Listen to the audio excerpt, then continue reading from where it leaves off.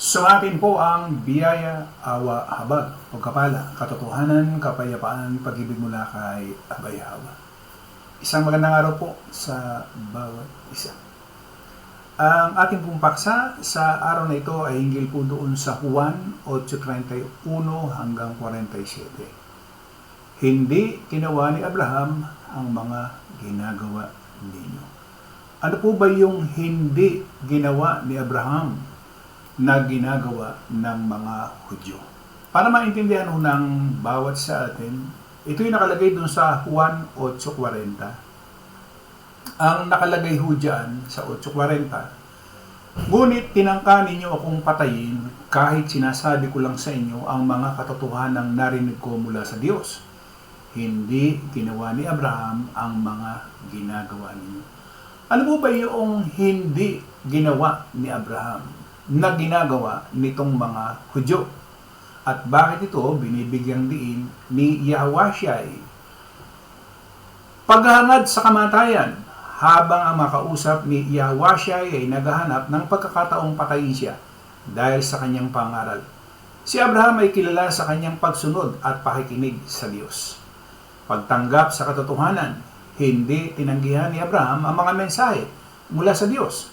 Sa katunayan, sa Juan 8:56, sinabi ni Yahawasyai, "Natuwa ang ama ninyong si Abraham nang malaman niyang na makikita niya ang aking kapanahunan. Nakita nga niya ito at natuwa siya." Sabi nga ho, nagalak pa nga si Abraham na makita ang araw ni Yahawasyai. Ano ho yun? Spiritual na pinagmulan. Gusto ni Yahawasyai na ipakita na kahit pisikal na galing sila sa lahi ni Abraham, ang kanilang mga gawa, ano yun?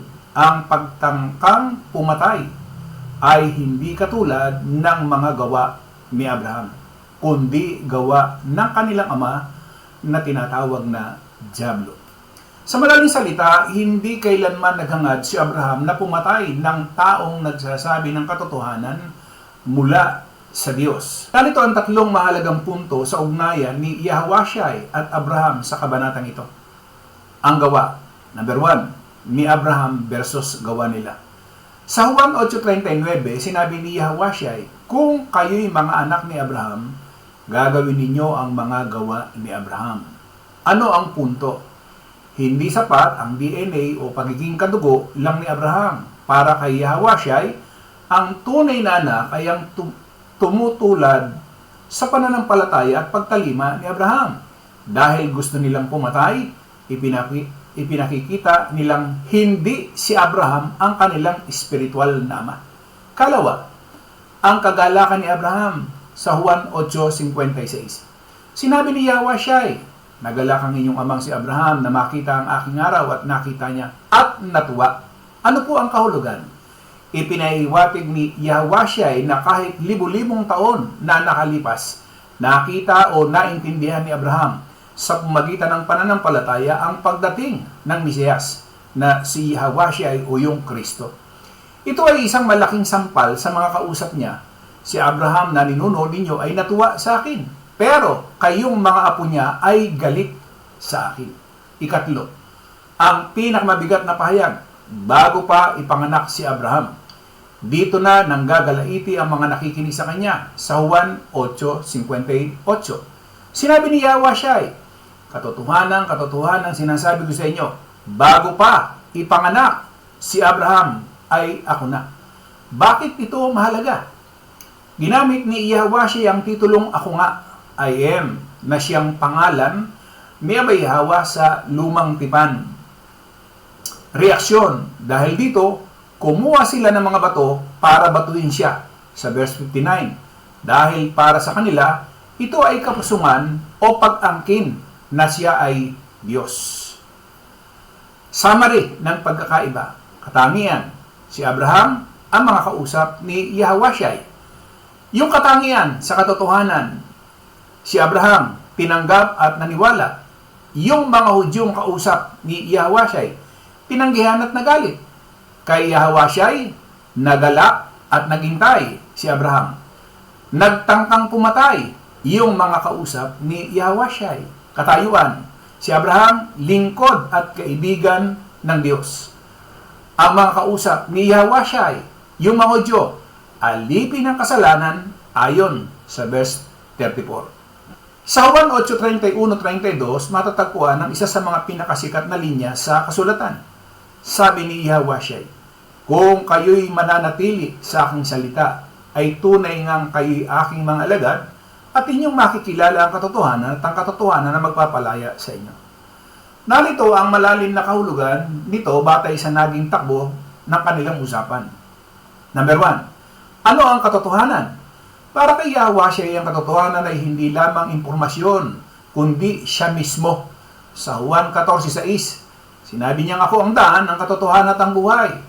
Ang pagkilala sa katotohanan ay ang pagtanggap sa kung sino talaga si Yahushai na tinawag na Kristo, ang anak ng Diyos na sinugo para magligtas. Kalawa, kalayaan mula sa alin?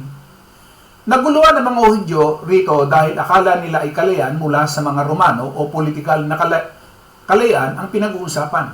Pero malinaw ito o nilinaw ito ni Yahushai sa talatang 34. Alipin ng kasalanan. Ang bawat nagkakasala ay alipin ng kasalanan. Ang kalayaang inaalok ni Yahushai ang pagkalas sa tanikala ng bisyo, galit, maling paniniwala, at higit sa lahat ang kaparusahan ng kasalanan. Tatlo, ang kondisyon, pananatili. Hindi sapat na narinig lang ang salita. Binigyan din ni Yahushai ang salitang mananatili, abide, o remain. Ibig sabihin, ang tunay na alagad ay ang mga taong ginawang pamantayan ng buhay ang mga turo ni Yahushai araw-araw, hindi lang kapag gusto nila. Bakit ito naging isyu sa mga nakikinig? Nainsulto ang mga Hudyo dahil sinabi nilang kailanmay hindi kami naging alipin ng sinuman. Verse 33, masyado silang nakadepende sa kanilang pride bilang lahi ni Abraham. Ano ang aral dito? Minsan, ang pumipigil sa atin para maging malaya ay ang pag-aakalang okay na tayo o ligtas na tayo dahil sa ating relihiyon o pamilya. Kahit hindi naman natin sinusunod ang turo ng Diyos. Sa tingin natin, ano ang mas mahirap sa dalawa? Ang alam ang katotohanan o mananatili sa katotohanan sa gitna ng pagsubok? Sa Juan 8:35-36, gumamit si Yahushai ng isang paglalarawan tungkol sa sambayan o pamilya upang ipakita ang pagkakaiba ng kalagayan ng isang tao sa harap ng Diyos. Ang alipin ay hindi nananatili sa bahay magpakailanman. Ang anak ay nananatili magpakailanman. Kaya kung palayain kayo ng anak, kayo ay magiging tunay na laya. Narito ang pagkakaiba ng dalawang kalagayan ito. Una, ang alipin o slave. Walang seguridad ang alipin ay walang permanenteng karapatan sa bahay ng kanyang amo, maari siyang palayasin o ibenta anumang oras. Alipin ng kasalanan. Sa kontekstong ito, ang alipin ay ang taong pinaghaharian pa rin ng kasalanan. Kahit na reliyoso ang isang tao, gaya ng mga Hudyo na kausap ni Yahushai. Kung ang puso niya ay puno ng puot at pagtanggi sa katotohanan, alipin pa rin siya. Kulang sa relasyon. Ang alipin ay sumusunod dahil sa takot o obligasyon, hindi dahil sa pagmamahal. Kalwa, ang anak o yung son. May pamana. Ang anak ay may permanenteng lugar sa tahanan, hindi siya mapapalayas dahil siya ay bahagi ng pamilya. May kalayaan. Ang anak ay malayang lumapit sa ama ayon kay Yahushai. Siya ang anak. Ang may kapangyarihang gawing anak din ang mga alipin. Tunay na laya. Kapag ang anak, si Yahushai, ang nagpalaya sa iyo, hindi ka lang basta nakalaya sa kulungan, kundi binigyan ka pa ng bagong pagkatao at pamilya.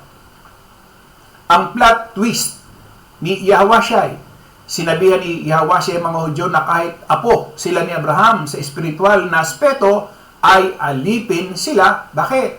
Dahil gusto nilang pumatay. Sa verse 37. Ipinapaliwanag niya na ang pagiging lahi ni Abraham sa laman ay hindi garantiya ng kaligtasan. ang kaligtasan nila ay ang palayain ng anak upang maging bahagi sila ng pamilya ng Diyos o ni Abay Hawa. So dito po, nagtatapos yung ating maikling pangangaral hinggil po doon sa sinabi niya, ito'y hindi ginawa ni Abraham ang mga ginagawa ninyo. Ano yon? Ang pumatay.